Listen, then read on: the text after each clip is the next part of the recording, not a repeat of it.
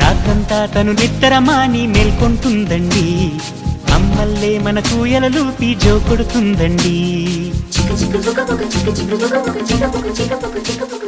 సెలవులు తనకు వద్దంటూ స్నేహితులను మనకందిస్తూ అందరి భారం మోసేస్తూ కోరిన తీరం చేరుస్తూ మతమూపుల మన భేదం తనకు లేదంటుందండి, మానవ జాతిని ఒకే తాటిపై నడిపిస్తుందండి.